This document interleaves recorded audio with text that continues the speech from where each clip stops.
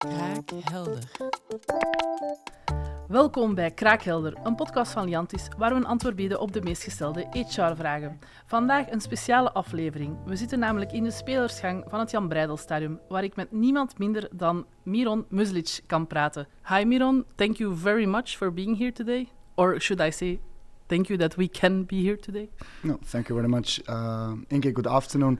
It's a pleasure to be here. Thank you. Miron, we have our podcast Kraakhelder, where we really focus on the questions of leaders, company leaders, but also HR professionals.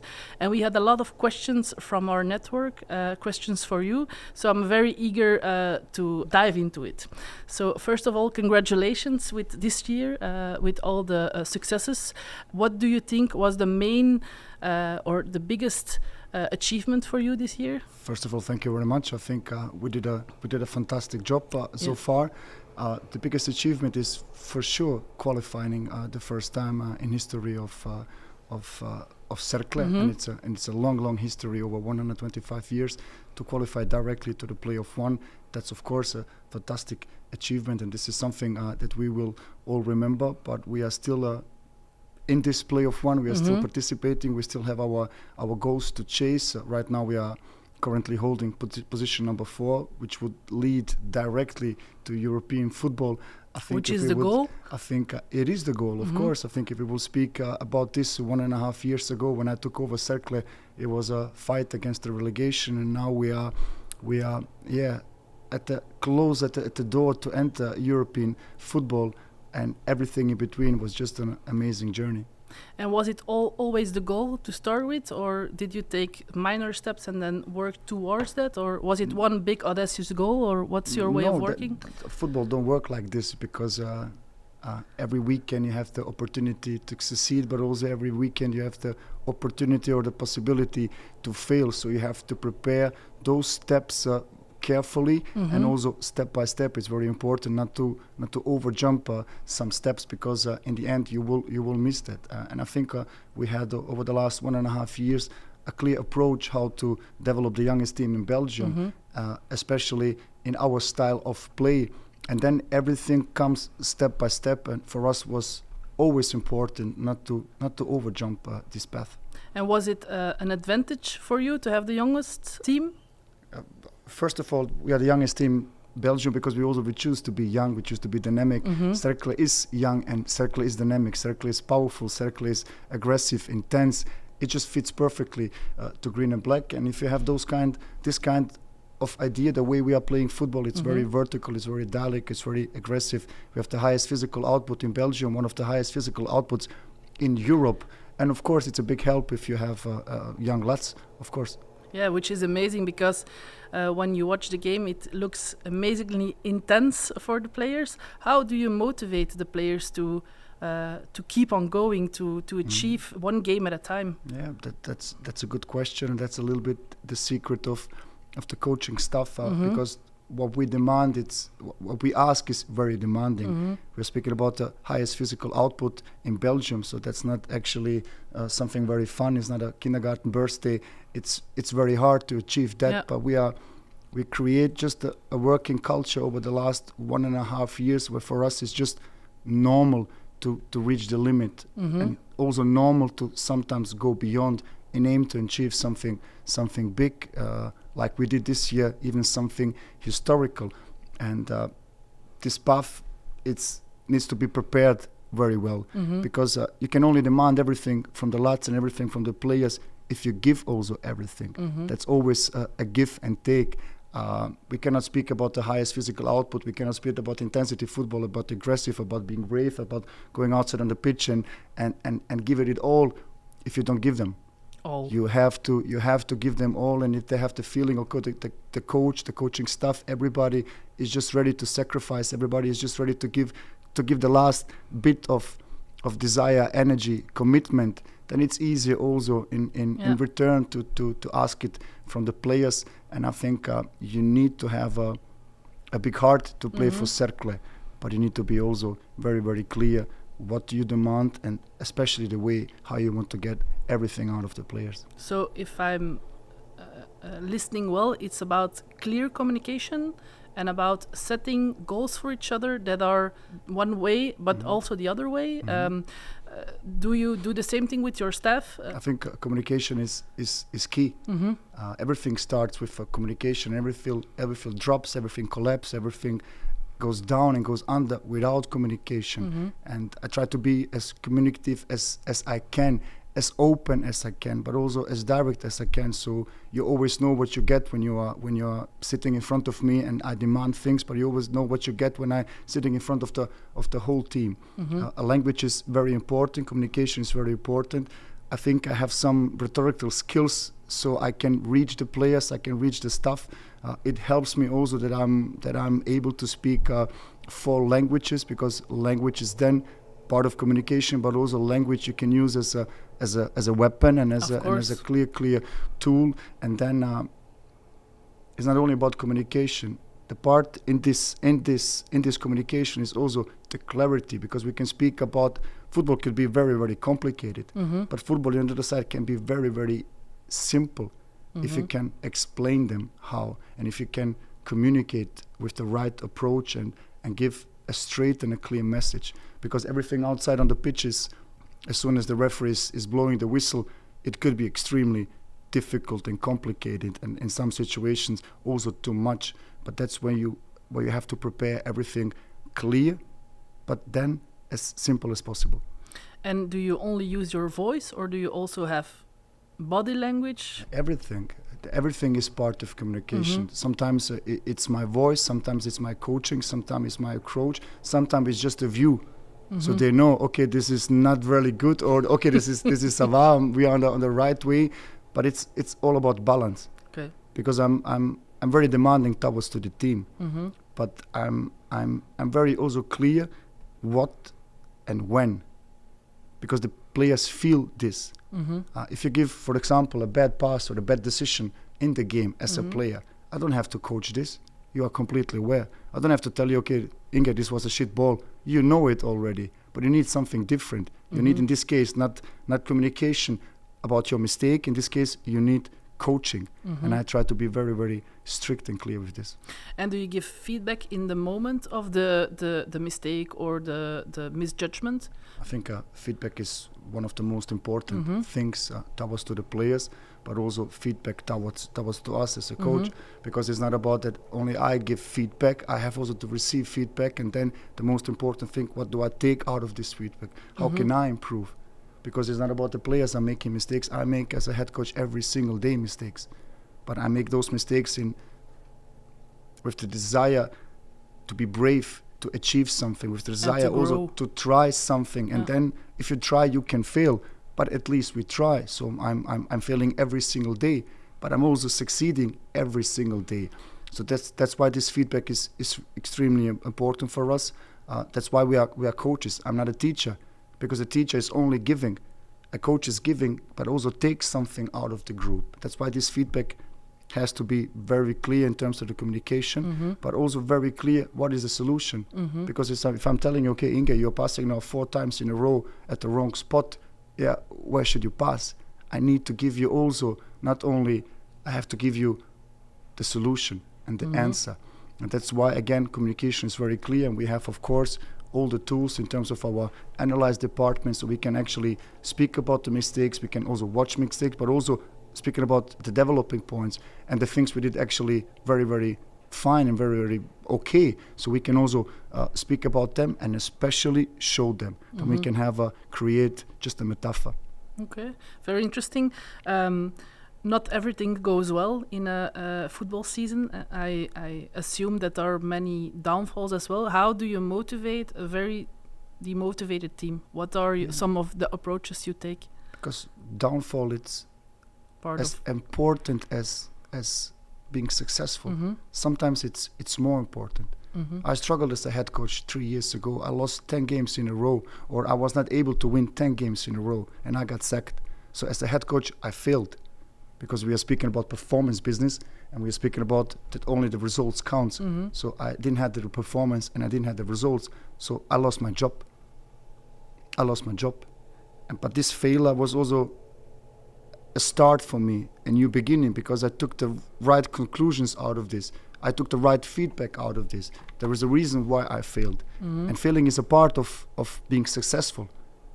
I don't wish that to nobody to fail, but at one point it's also important, so you can also figure out what did you did well actually, but also the points where you can improve. And this is so important to fail.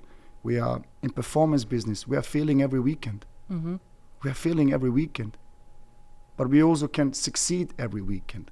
And you have to be aware of this. And the most important thing, you should not be afraid to fall down, to fail. The most important thing is just to get up again and to try it. So, and this is a clear message you communicate to the team as well? Is it because it's a bit showing vulnerability, not being perfect every day? Is it a part of your training culture, your coaching culture? Of course. I am not perfect. I don't want to be perfect. Imagine a world when everything worked perfectly fine. That is so boring. Then you could also be head coach, and I could do your job. So you mean that will be boring, I guess, for you and also for me. Challenge accepted. No, just kidding. But that's so important to give those kind of messages, that it's okay. And of course, we are in professional football business. We are all strong and powerful. We are all ego. We all go fully in everything. But we are vulnerable, and being vulnerable, it's also okay. It's a superpower, I think. I think you can use also this part to get out stronger. Because I notice a big shift in the business world as well, where before leaders had to be strong, only strong. Now we can really communicate our vulnerabilities and learn from them and grow together. So I see a big match with the business world. And we had a former special force in our show a couple of weeks ago, and he said the same thing.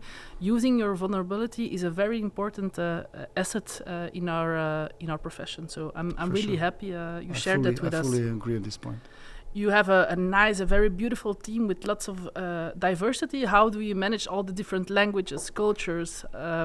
You as well, from a different country. How do you manage all these different energies? That's the most easiest things.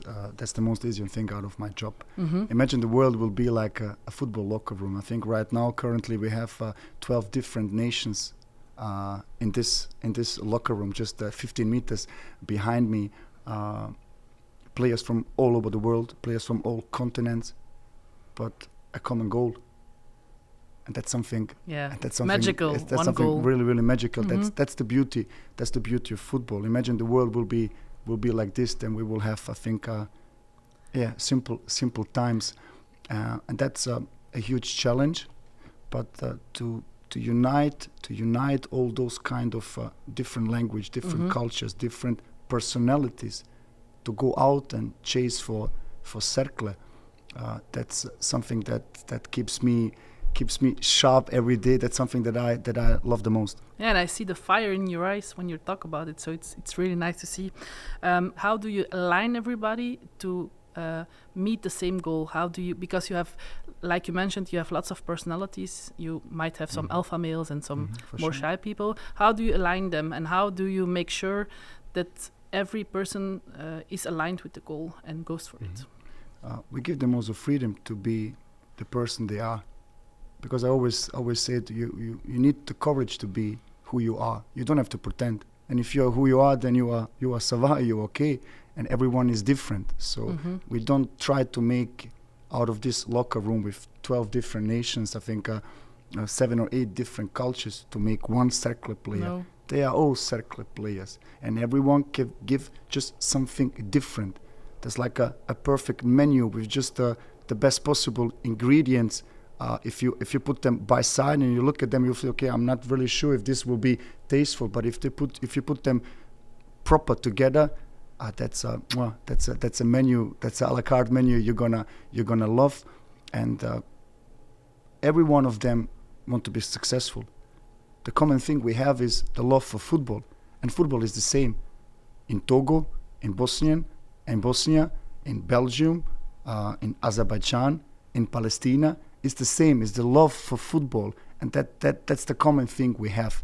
And then we have, of course, a common goal also together, a clear path, a clear motivation, what we want to achieve together collectively as a group, and then we go outside and challenge this goal.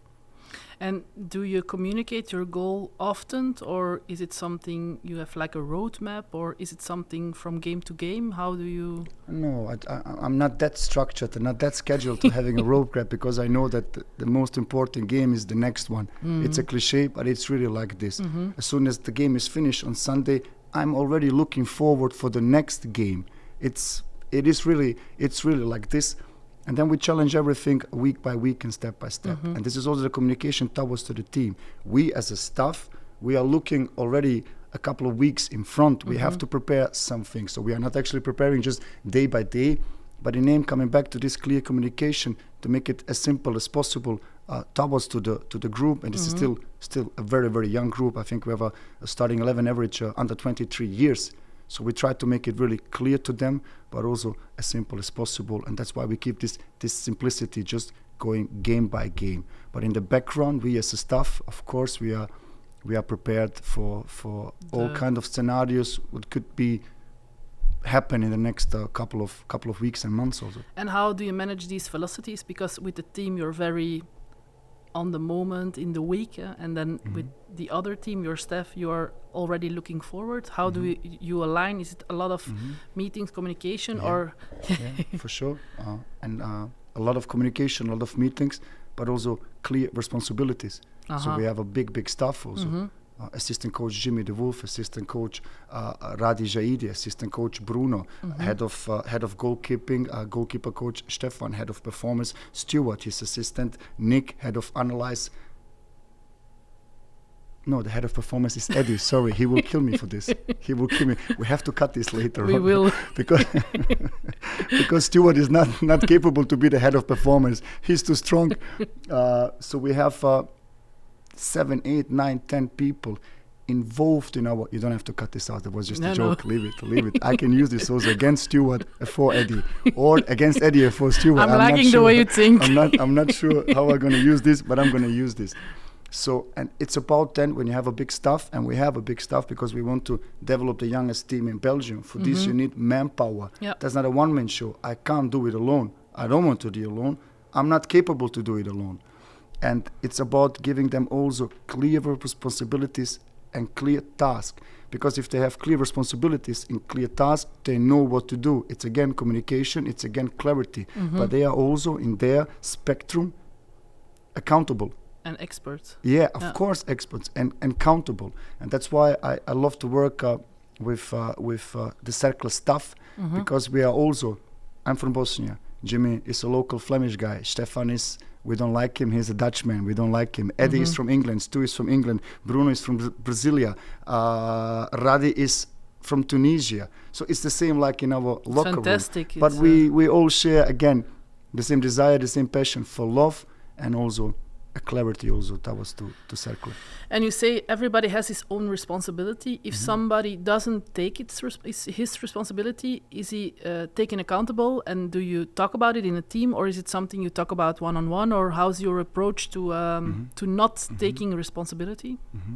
I think everybody is doing just perfectly fine. Otherwise, we will not reach the play of one. So every single staff member has his fingers in this success, and they are really doing a good job. But we all have our points where we can improve and our points we can develop. And also on those kind of things, we do all the time the game review. But also in this game review, it gives us everything towards us as a staff. Okay, these are things we are doing actually fine, but these are things we have to improve if we want to challenge our next goal. I'm giving you just an example. In the regular competition, in the 30 games, we collected against the top teams. So that against the top teams, 3 out of 30 points. And in the playoff one, you're going to play 10 games versus the top teams. So if you want to make this a successful story, you have to improve, you have to develop, you have to collect more points. In the meantime, we collected already 12 points. But we collected those points because we could learn out of our failures and our mistakes, and transform those mistakes and exchange those mistakes in actually a circular strength. And for this, you need the freedom and the courage to point also with your finger on some things where we have to improve, to be able to give feedback, but also to be able to receive feedback. And sometimes when we have our meetings inside the staff, they all have the courage to say what's on their mind, what's on their guts and in the stomach. And this is something that I really, really need, because if we have these meetings and we have these daily meetings, of course, to prepare the day, but also these game reviews. And if I'm not able to receive an open feedback and an open communication, and you have to hide something in front of me, then I know that we cannot benefit, and then I know that we cannot achieve together, or develop grow, something. That's why I really demand this, to have the courage to speak out. So sometimes when we are behind closed doors, it could get really, really noisy, and it could get really, really loud. But every time we open up this door, we have a solution towards to the lads, and that's the most important thing. And how do you create that safe space to do that? Because, as you said, it takes courage. You have a lot of talent inside the room. Is it by giving yourself feedback and receiving openly, or do you have some tactics for our listeners to... Yeah. No, I don't have any tactics, because everything I do is instinctively. I never took the only education I have is my pro license that was to football, because some things you have to learn. You need a little bit of tool. The rest, in terms of my communication, in terms of it's also guts. It's also instinctively. So I have a hobby. It's geopolitics, and I wrote, I think, about 50 or 60 books. But I never pick one book in terms of motivational speeches, in terms of rhetorical tools or something, because I'm sometimes afraid that I will lose then my authenticity, and for sure I will lose that. One thing you have to understand, we as coaches, towards to the players, but also towards to each other as colleagues, we have to rate each other, we have to judge each other. That's our job. So if you're playing shit, I have to tell you this. If you're playing good, I still have to tell you this. And on this point, we can be very direct and very strict, because it's business and it's just professional. But as a human being, you are untouchable. As a human being, you are untouchable. And you have this feeling that the coach is speaking towards to me as a player and speaking about points we can improve, we can develop, also points we can do better. But he still likes me, and he still trusts me. And as a human being, he's untouchable. And that's something very, very important for me in my approach. I like people. You can notice it. People, and if you like to lead people, you have to gather them around you. You cannot be a prick. That's clear. You told a lot about your experience as a head coach. Was it always a dream for you to be a head coach? I don't know. I don't know. I love football, but I was never a professional football player on the highest level. I was just playing on amateur level, playing in third and fourth division. But I think regardless if you're playing in Champions League or you play around the corner for Ruddervoorde, you still have the same desire and the same love for football. So I never dreamed about being a head coach, especially not on the highest possible level, because I think if you're not a professional football player, your path towards to be a professional coach is very, very difficult. Because if you don't have a name as a former football player, it's almost impossible. But I found out I started my career, I started my education very, very young, and I just found out that I like to work with people, that I love football, that never changed, but I just like to work with a group. And I took my first coaching job at my local club in Gmunden in Upper Austria, and that was the under 10. And believe me, the under 10 is not football tactic. Under 10 is Kindergartenkopf. Because you have two players, you show them something, and 15 other kids are just running 50 meters away from you. But I just realized a little bit, this is actually something I really like, and I also recognize that I have a weapon how to get a group together, and how to jump and to go for one goal. And next to achieving goals and communication, what are the other assets like discipline and other things you find important in coaching and letting people grow? Yeah, just the clarity in everything, because as we spoke about, we created a working culture and some like an ethos or the ethic, what is Cercle all about, and how we're gonna work, and how we're gonna work with each other, and how we're gonna treat each other. And that don't come overnight. You have to build this up, you have to prepare this, and again, you have to lead by example. Everything we demand, we give them. Then it's a little bit easier to get it back. You have to prepare this, you have to be very, very strict. Discipline is part of life, and it's not about that we are now the soldiers up in front, or like the cop, and we have everything under control. Not at all, but we give them a frame. And in those frames, they still have the flexibility, they still have the freedom, but there is also a line they cannot cross. And sometimes you have also players, they're crossing the line. And then our job is just to get them back. Our job is always to reach a hand. And sometimes they don't even grab a full hand, even if they just give us a little finger. That's an opportunity to go get those guys back. Because again, this is a very, very young team. This is a very, very young group. I did a lot of stupid things when I was 20 years. So, but I'm now 40, 41, so I did my mistakes. Yeah. So I can completely imagine what's going on in our players. I've been there. I did the same.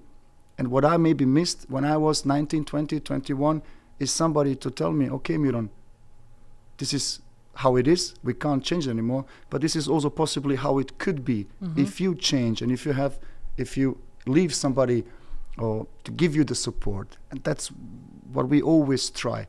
We all make mistakes every single day. And our job is not to break something. It's very easy to break something. It's very difficult and very complicated to keep something safe and intact. And that's a job as a coach. So a lot of connectivity and working together towards growth. Loving all of what I hear. And I think it's very important also in leadership to do the same, to build teams, open communication. So thank you for that. As you said, every week there's a game. How do you manage the pressure? I'm telling you a secret. A secret? Yeah. Okay. Pressure is a privilege. Pressure is a privilege. It's a privilege being a professional football player. It's a privilege being a professional football head coach. We are playing every weekend in front of 20, 25, 30,000. That's not a pressure. That's a privilege. And I know how it is. And I know what pressure is. Pressure is the daily life. The pressure is when you working hard 40, 45 hours a week and you still find it very complicated to pay the rent, bills, to pay the credit, to pay the electricity, to give your children the best possible education, to give your children the best possible way of life. That's pressure. Football is just entertainment. And I try also, together with the staff, to give this. You have to be humble. That's both feet on the ground. And you have to respect what you got. And the football world is a bubble. This has nothing to do with the reality. Reality is working 40, 45 hours a week and struggling to get over the month. That's the reality. And that's pressure. I grew up seeing my parents sacrificing everything for my sister and me so we can have the minimum. Not too much, the minimum. That's pressure. That's why I admire my parents. Of course. That's pressure. And pressure in football, it's a privilege. Is that something you communicate clearly? Is that something... Of course, on a daily basis we have being humble, being both feet on the ground. Then you have a big heart. And if you have a big heart, you can achieve a lot. We talked a lot about communication and other characteristics, but how do you evaluate performance? Is that something you do on a weekly basis? Is that something you do daily? How do you manage all that? Daily, weekly, we have our game reviews. Normally the game reviews are always between 5 and 10 game days, because we work, of course, like I think in every company with a lot of data we have to collect, and then we don't have to, we can measure them daily, we can measure them weekly, but also then after 5 games, and then we know the direction we are going. We know we are absolutely on the track, or there are clear signs that we are losing some clarity, that we are in a clear trend, and then you have to approach against it again, to find new ways, to find new tools. We have a clear style of play. But the beauty about football that everybody is adapting. So, and the good thing is about football, what worked yesterday or today could be a completely disaster tomorrow. So you have to re-evaluate and rethink about all the time. That keeps me awake, that keeps me online, that keeps me sharp, because everything I prepare, there's a colleague and a coach on the other side of the pitch preparing the same but against me. Try to take advantage out of our advantage. Try to take advantage of points where we are vulnerable. and I have to protect this. Then I have to find another solution. So it's a constantly moving, and football is always evolving, because again, what was good yesterday could be a completely disaster tomorrow. So you have to be It's very adaptable. high-paced and adaptable. Yeah, it's the pace is very high. Yeah. And do you offer some coaching and training to the players to be to have the growth mindset, because it takes a lot, or is it something you just demand of them? But that's in all these jerseys, because some things we have to communicate and make it clear towards to the team, but some things we also have to hide in aim to protect them. Because what we don't want is to overthink the situation. We as staff can overthink everything. The players, the employee, it has to be clear. This is my job, I go outside and this is what I have to do in this, and in this situation. And you have to prepare this on daily basis. So we have clear principles and clear sub-principles. But those principles you are facing in every passing drill, you are facing in every rondo, you are facing in every small sizing game, you are facing in every set piece.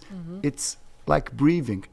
And because it's in everything, it's normal. It's a automatically behavior. It's without thinking.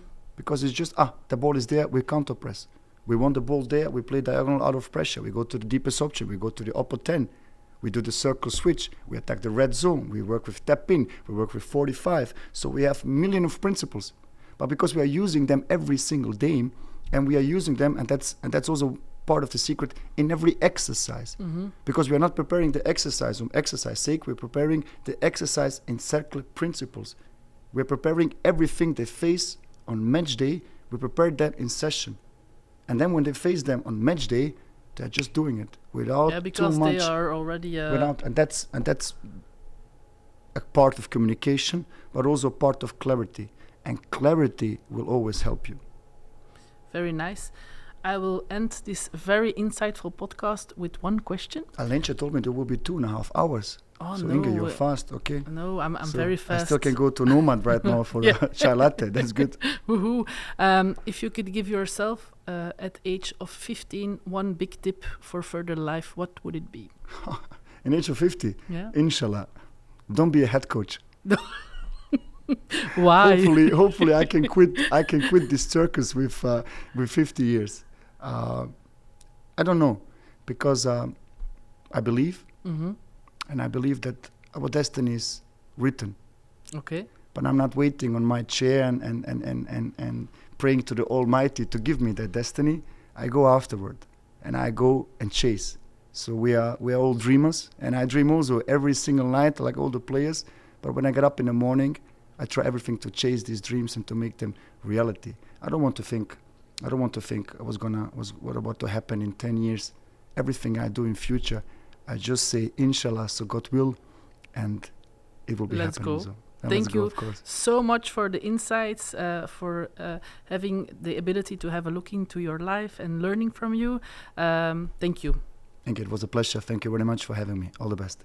Rest er mij enkel nog jullie te bedanken om weer in te tunen bij onze Kraakhelder podcast. Heb je nog vragen, opmerkingen, feedback of leuke thema's? Aarzel dan niet om te surfen naar onze website of iets achter te laten op onze Instagram, kraakhelder.podcast. Tot volgende week!